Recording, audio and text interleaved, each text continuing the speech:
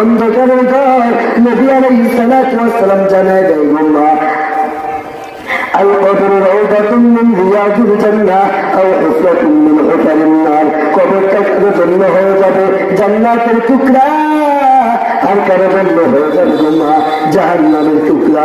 ওরে নবীর উম্মতের দল, বাবা খুব খেয়াল করে বাবা দিল দিয়া বাবা কথাগুলো বুঝবেন।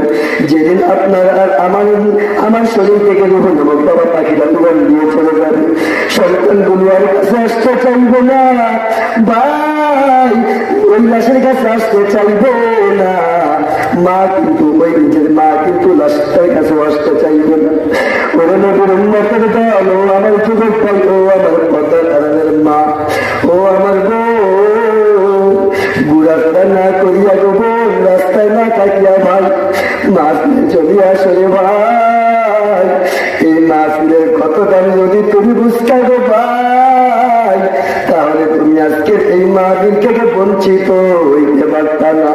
নবী আমার জানা দেয়, এই জান্নাতি মজমায় আল্লাহর কোন বান্দা হেঁটে হেঁটে আসে, আল্লাহর কোন বান্দা যদি এই জান্নাতি মজমায় আসে, আসার পর তার এই যে তার পূর্বে যে 1 বছরের সগীরা গুনাহগুলো আছে, আমার নবী কয় ওই 1 বছরের সগীরা গুনাহগুলো আমার আল্লাহ মাফ করে দেয়।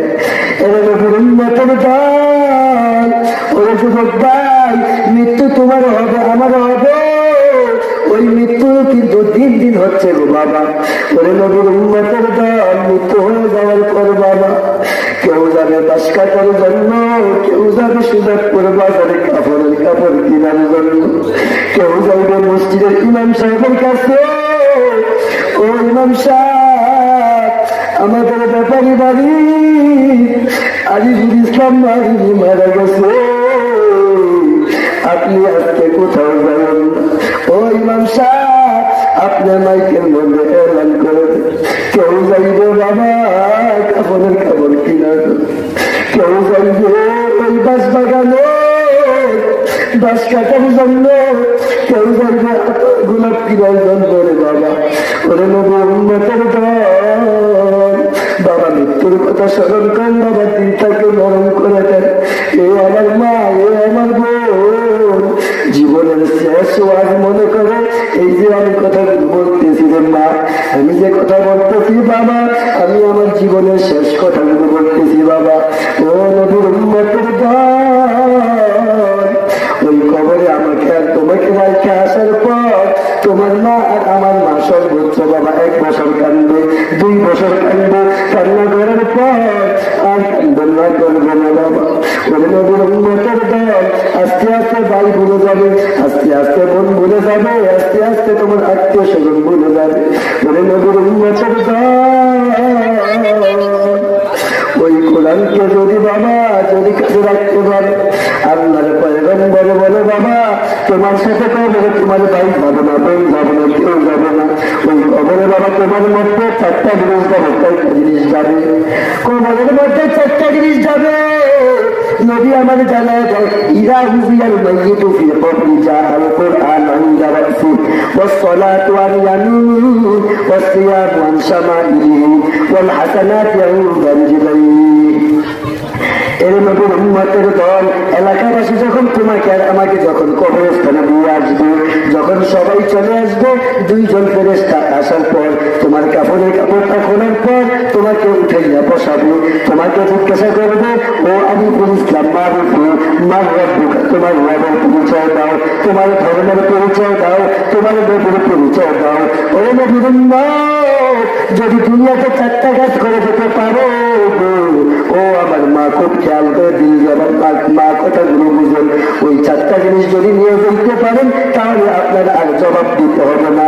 ওই যে 1 নাম্বার হলো কোরআন, কোরআন আপনার মাথার কিনারায় দাঁড়িয়ে যাইবে, কোরআন বলবে তুমি কে, তুমি কোন জায়গা থেকে আসছো, কোরআন ওই ফেরেশতা বলবেন আল্লাহর পক্ষ থেকে আমরা আসছি। বলে কেন আসছো, বলে ওই বান্দাকে প্রশ্ন করার জন্য। বলে কি প্রশ্ন, বলে সে সারা জীবন কি কি আমল করেছে। বলে ওই বান্দা আরামে ঘুমাইছে, ওই বান্দাকে এখন আর ডাক দেওয়া যাবে না। কি প্রশ্ন করবা, আমি একে আমাকে প্রশ্ন করো, আমি জবাব দিয়ে দিব। ফেরেশতারা বলবে তোমরা কত এখানে থাকবা? এর নবীর উম্মত বলে এই বান্দাকে জান্নাতে নিয়ে যাও আজ পর্যন্ত আমরা তার কাছে থাকবো। ওই ফেরেশতা আবার জানা যাইব, জানে গিয়া প্রশ্ন করবো, এবার বাবা নামাজ নামক তুমি যে নামাজ পড়ছো ওই নামাজের আমলটা এবার ডান পাশে দাঁড়াইয়া যাইব। দাঁড়ানোর পর বলবে কি? বলে আমি ফেরেশতা। বলে কেন আসছো? বলে প্রশ্ন করার জন্য। বলে না, প্রশ্ন করার জায়গায় এটা নয়, বান্দা এখন আরামে ঘুমাইছে, এই আরামের ঘুম এখন হারাম করে যাবে না। যদি কোনো প্রশ্ন থাকে তাহলে আমাকে করতে পারো। নামাজ বলবে আমাকে করো। এবার বাম দিক থেকে আসবো, বাম দিকে যখন আসবো এবার বলবে রোজা বলবে তুমি কি? আমি ফেরেশতা। বলে কেন আসতে? বলে প্রশ্ন করার জন্য। বলবে না, বান্দা সকাল থেকে সন্ধ্যা পর্যন্ত কিচ্ছু খায় নাই। বান্দা কত খাবার ছিল ফ্রিজের মধ্যে, কত খাবার আইটেম ছিল, এরপরও খায় নাই। ওরে নবীর উম্মত রোজা যাবো, ওই ডালটা দাঁড়াইয়া যাবে বাম পাশে। এবার পায়ের কিনারে যখন ওই ফেরেশতাগুলো যাবো তখন বলবে না বান্দা আরামে ঘুমাইছে, ডাক দেওয়া যাবে না। এদের নবীর উম্মত ওই চারটা জিনিস নিয়ে কি আমরা কবর যেতে পারবো কি পারবো না? কথা বলেন।